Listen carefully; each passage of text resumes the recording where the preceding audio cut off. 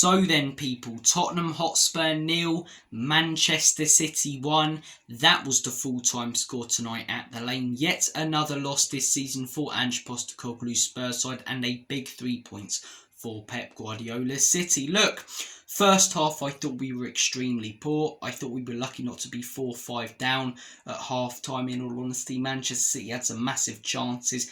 Thankfully, they didn't put the game to bed, and we came out in the second half with a lot more fight, especially when we made the substitutions, bringing on Heung-min Son, Jed Spence and Dejan Kulusevski. Why on earth are all three of them not starting? I really can't get my head around that. If all three start today's game, I'm not sure we lose, because when they came on, we were the better team. We were in control. We were finally building some momentum, and we had some big chances. That Sarr header right at the end, the Matisse Tell chance, just before he came off, the Son chance which was saved by Edison. We had some big chances in that second half that we didn't finish. Manchester City had some big chances in the first half that they didn't finish, but the one team that took one of their chances was Man City. In what was, to be honest, a pretty poor game. I don't think there were lots of quality out there from both sides, both sets of players. Manchester City going through a very, very bad patch, and we made them look a lot better at times, especially in that first half, than they have been recently and over the last few weeks. Look, the manager deserves criticism. You guys who watch this channel, you'll know that I'm not a fan of this guy. I've wanted him out for quite a while. Statistically, the worst manager Spurs have had in donkey's years, and you just look at that league table now, 13th. It really, really is pathetic. And as I say, Jed Spence, on fire, your best player. Kulusevski just banged in a goal at Ipswich. Heung-min Son, who's been poor recently, finally gets 2 assists, finally puts in a good performance. And what do? Even though you don't have another game for the next 8 days, you drop all 3 of them. I'm sorry, if the reasoning behind it was they need a rest, they've got this weekend. There's no Premier League, and we're not, in the FA Cup. So if they need a rest, they've got this weekend. We don't need to rest them for a game, because we don't play a game this weekend like many other clubs do in the FA Cup. Why are we not starting them? 2 players in Kulusevski and Sonny, who just came off a really good performance. One came off 2 assists and the other a goal. And Jed Spence, who's been our best player over the last few months. Jed Spence, who gets tight to attackers. You're coming up against a player like Doku, and you want to put Pedro Porro on him. A player who can be dangerous going forward, but leaves so much space in behind at the back. I don't understand it. Porro and Udogie inverting and pushing up. Savio and Doku had a field day in that first half. Again, we were so lucky not to be behind by more.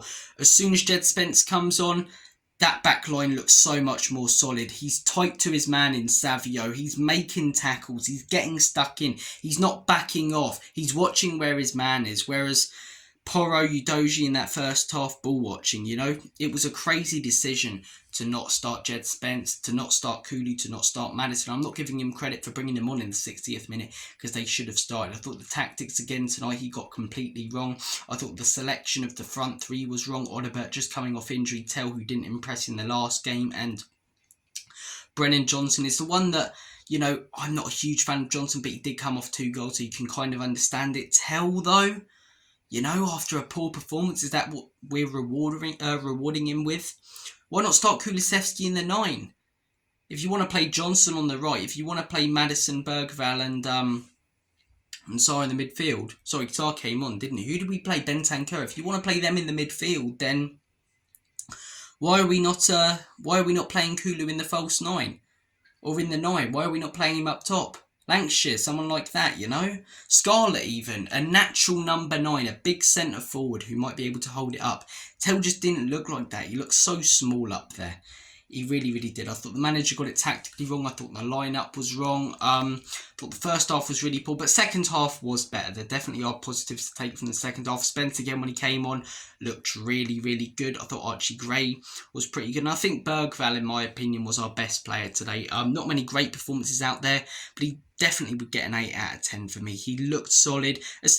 Even in that first half where we looked a bit all over the place, there was no movement or anything, he was still trying to create. He was still trying to get the ball, take on a few players, trying to get the ball, create some space for other players, constantly making himself an option when he's not got the ball, because the rest of the players in that first half, it was so static.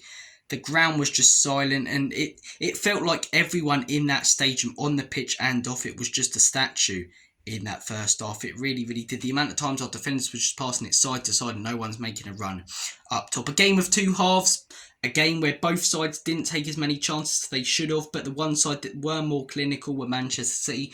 They come away with 3 points, and it's another loss.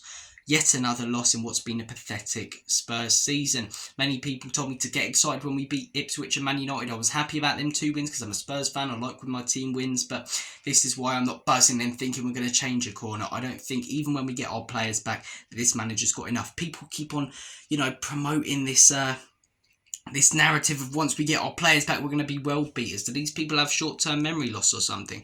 Do they not remember what happened at the beginning of the season? How inconsistent we were.